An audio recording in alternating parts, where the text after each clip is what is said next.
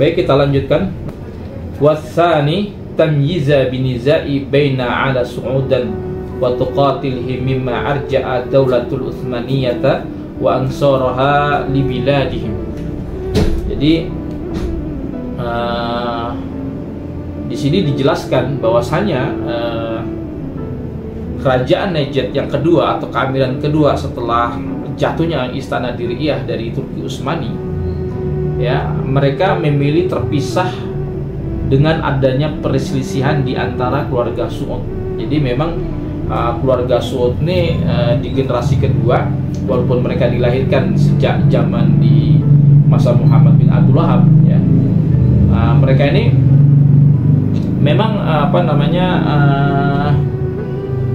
mereka ini saling berperang, ya. Niza baina al-Su'ud wa tuqatilihim mimma, ya kan, sampai kemudian mereka arja'a daulat al-Utsmaniyata wa ansaruha, ya. Yang masih memberikan loyalitas kepada Turki Utsmani, lalu yang masih dengan status quo-nya, yang mereka masih, karena beberapa kayak Su'ud bin Abdul Aziz yang dibawa ke Turki dan mereka kemudian dihukum mati. Demikian juga dengan keluarga Syekh Al-Utsai, yaitu keluarganya Muhammad bin Abdul Wahab, ya. Mereka akhirnya memang terjadi peperangan di antara mereka, ya. Dan kita lihat disebutkan bagaimana setelah jatuhnya istana Diriyah, kemudian mereka dipimpin oleh Turki bin Abdullah, ya, salah satu sepupu dari keluarga Su'ud bin Abdul Aziz, ya, yang lahir pada tahun 1755, ya, masih lahir ketika di zaman masih ada Muhammad bin Abdul Wahab dan masih ada Abdul Aziz bin Su'ud, gitu, keamiran pertama. Dan kemudian mereka meninggal, Turki bin Abdullah ini, pada tahun 1834. Ini masa setelah pasca kekalahan keemiran Najd. Ini sudah masuk ke fase kedua. Lalu yang kedua, Faisal bin Turki ini, ya, dia berkuasa sejak tahun 34 sampai kemudian pada 1838, ya. Anak dari Turki juga kemudian melanjutkan, yaitu Khalid bin Sa'ud bin Abdul Aziz bin Muhammad bin Su'ud yang berkuasa sejak 1838, kerajaan yang kedua, kemudian sampai kepada 1841, ya, sepupu jauh. Nah, mereka ini, keluarga Su'ud ini, memberikan loyalitasnya kepada siapa? Kepada Turki Utsmani, ya. Pada waktu itu masih ada beberapa anak-anak daripada keluarga Su'ud bin Abdul Aziz, ya, anak-anaknya yang juga kemudian masih berada di penjara Mesir, kalau nggak salah. Sampai mereka juga akhirnya belajar dengan ulama-ulama Mesir. Bahkan sampai ketika pulang ke Saudi, mereka masih memakai logat-logat Turki Utsmani, gitu, berbau logat-logat Mesir, gitu, bahasa Arabnya, gitu. Lalu kemudian yang keempat ada Abdullah bin Tunayyan, ya, yang berkuasa pada 1841 dan sepupu jauh, ya. Di situ ada dua kerajaan di Najd, yaitu ada keluarga daripada Al-Rashid, yang kemudian juga nanti Al-Rashid juga kemudian diserbu. Di keluarga Al-Rashid ini dikafirkan juga oleh ulama-ulama Najd yang pro kepada keluarga Su'ud bin Abdul Aziz ketika kerajaan pertamanya itu jatuh ke tangan Turki Utsmani. Dan perselian ini terus sampai terjadi dengan fatwa-fatwa Najd, ya, dan itu terpecah dua, ya, karena dianggap memberikan loyalitas. Nanti kita akan baca, misalnya ada di kitab ini, gitu.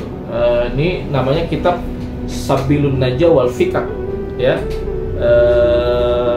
fi muwalatil alil aqrab, gitu. Tapi kemudian berubah menjadi alal israq, gitu. Fi muwalati alal israq, gitu, memberikan hukumnya jalan keberhasilan dan penebusan bagi orang yang memberikan loyalitasnya kepada orang-orang Turki. Ini ada bukunya nih. Ini fatwa-fatwa daripada Hamdan Ibnu Atik. Dan kemudian ketika di daulah kedua ini, ya, sampai mereka kemudian berhasil melarikan diri dari penjara Mesir, dari keluarga Su'ud bin Abdul Aziz, dan kemudian mereka anak-anaknya dan sebagainya, sampai nanti kita akan bahas, karena ini terjadi pertempuran yang seru, ya. Dari sinilah kemudian mereka melarikan sampai ke daerah yang disebut dengan daerah Kuwait kalau tidak salah, dan kemudian mereka mencoba mengadukan masalah ini, perselisihan itu kepada Komjen Inggris yang ada di Kuwait pada saat itu, dan kemudian mereka mendapat bantuan, dan nanti sejarahnya orang-orang Inggris ini juga memberikan bantuan persenjataan dan pendanaan kepada ayahnya daripada Abdul Aziz ya, bin Suud dan sebagainya, yang kemudian nanti menjadi raja Arab yang ketiga kalau tidak salah. Nanti kita akan bahas untuk yang ketiganya. Kita lanjutkan kembali. Wasalisatu wa hiya daulatul haliyatul lati alaqat as-silaha wa rassamat al-hududa sanah 1350 Hijriah ya. Wasumiyat al-mamlakatul arabiyatu as-saudiyah wa tamyizat binashri kutubit salafi wa insya'a al-jami'atu wa da'ama fikratiha kharijin biladiha. Jadi yang fase ketiga ya adalah daulah yang sekarang ini ya, yang kita kenal dengan Mamlakatus Saudiyah Al-Arabiyah As-Saudiyah, yang sekarang berkuasa di Arab Saudi ya, yang mana mereka alati alaqat asilah warsamat al-hudud ya, dan mereka mempunyai batas-batas negara yang sekarang saat ini ya, mereka mengakuisisi Hijaz ya, Mekah dan Madinah, disatukanlah antara Najd, negeri Najd yang mereka berasal dari Najd, lalu menguasai daripada negeri Hijaz ya, yang awalnya negeri Hijaz ini dikuasai oleh keluarga Al-Hashim yang sekarang menjadi kerajaan Yordania gitu. Nah, kemudian mereka membuat batas-batas tadi ya sejak 1350 Hijriah ya kan, dan kerajaan Saudi Arabia ini memang memiliki keistimewaan tamyizat ya, ada keistimewaan ya, dengan binasri tadi di sini dikatakan yaitu binasri kutubi salaf ya, mengeluarkan daripada kitab-kitab salaf ya. Dan walaupun penyebutan kitab-kitab salaf ini juga menjadi ikhtilaf di kalangan para ulama gitu, karena dalam bab-bab akidah sejatinya mereka juga tidak mengikuti salaf, dan dalam kitab-kitab fikih walaupun mereka dalam banyak cabang sebagaimana kita bahas kemarin, yaitu mereka banyak mengambil cabang-cabang dari fikih dari mazhab-mazhab Hanabilah ya, tetapi kenyataannya mereka cenderung lebih kepada tarjih gitu, lebih kepada mengalahkan daripada pendapat-pendapat aqwal daripada ulama-ulama salaf, yaitu dalam 4 mazhab tadi gitu.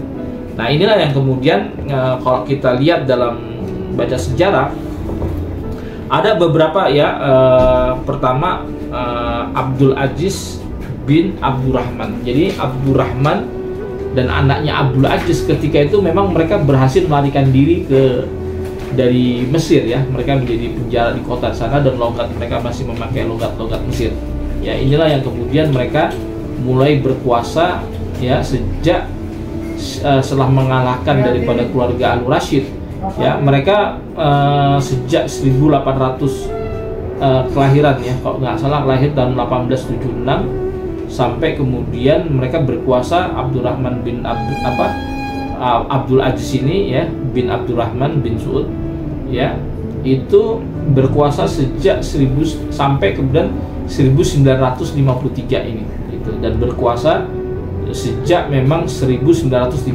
setelah pembentukan negara Arab Saudi tadi ya. Jadi Abdurrahman ini kalau tidak salah yang sempat kemudian dibawa dari Mesir, penjara Mesir tadi gitu. Lalu kemudian kerajaan kedua adalah Saud bin Abdul Aziz ya. Dia lahir pada tahun 1902 ya, yang kemudian berkuasa sampai kepada 26 Januari 1969 ya. Tahun 69 itu masih ya berkuasa ya, antara dari tahun 53 sampai kepada 1964 gitu. Nah, kemudian juga Yang terkenal yang akhirnya juga dibunuh oleh ponakannya sendiri yaitu Raja Faisal bin Abdul Aziz. Ya. Kemudian sampai kepada Khalid bin Abdul Aziz setelah Faisal terbunuh pada tahun 75 kalau tidak salah. Lalu Raja Fat ya, pada bin Abdul Aziz ya, masih sepupu daripada Raja Faisal dan keluarga Saud. Dan kemudian Abdullah bin Abdul Aziz yang meninggal pada tahun 2015 kemarin. Dan sekarang sejak 2015 yaitu Salman bin Abdul Aziz. Inilah negara Saudi modern yang kemudian juga saya lanjutkan lagi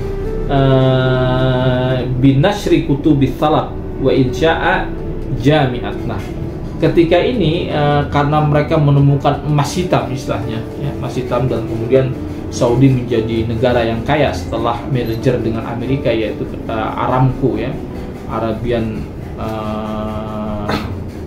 negara Saudi dengan Amerika ya, yang kemudian banyak memproduksi minyak ya. Dengan kekayaan itu mereka banyak kemudian wa insya'al jami'at ya, wadaga mafiqatiha kharijin biladiha ya, akhirnya mereka menyebarkan daripada fikrah pemahamannya itu gitu. Kalau kita lihat saat ini, sebentar saya bacakan lagi ya, sampai kemudian mereka banyak mendirikan jamiah tadi ya, universitas yang kemudian ini mulai agak perubahan ya. Nanti kita akan bahas, di sini juga disebutkan oleh Syekh Al-Qahtani. Kemudian ketika itu Abdul Aziz bin Saud ya, mereka merasa terancam dengan pan-Arabisme yang dikembangkan oleh Jamal Abdul Nasir yang disebut dengan pan-Arabisme, dan ini bertentangan dengan sistem monarki yang ada di Saudi Arabia. Dan kemudian pendirian ini juga kemudian mereka banyak menampung daripada tahanan politik dan pelarian politik dari Mesir. Di sinilah terjadi antara merger antara orang-orang Ikhwanul Muslimin dengan orang-orang Salafi. Nanti bagaimana bentuk fikrahnya seperti apa, inilah yang dianggap munculnya negara Saudi modern saat ini. Lanjutkan lagi ya. Jadi ketika berdirinya negara Saudi Arabia pada tahun deklarasikan pada tahun 1925, itu tidak lepas daripada peran Inggris di dalam membantu Raja Abdul Aziz bin Saud.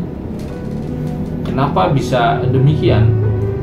Karena memang kalau kita lihat intervensi Inggris kepada keluarga Najd yang kedua di akhir-akhir, ketika mereka berhasil memperebutkan mengusir daripada keluarga Al-Rashid yang memberikan loyalitasnya selama ini kepada Turki.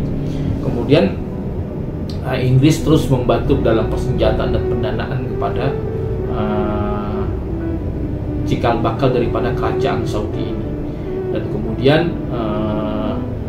karena pemberontakan Najd dianggap sangat mengganggu sekali. Kalau antum pernah lihat Lawrence Al-Arabian, filmnya yang sangat populer di tahun 60-an, bagaimana Lawrence Al-Arabian ini seorang intelijen dari Inggris yang begitu piawai ya, kemudian mensabotase perjalanan haji antara kereta api di daerah Syam, Turki sampai Syam, kemudian sampai kepada Madinah dan sebagainya. Itu kemudian banyak disabotase, dihancurkan oleh Abdul Aziz atas bantuan Inggris pada saat itu. Dan inilah yang kemudian dari dalam juga Mustafa Kemal Atatürk yang kemudian juga berhasil mengembangkan kekhalifahan Utsmaniyah pada tahun 1924 hingga jatuh.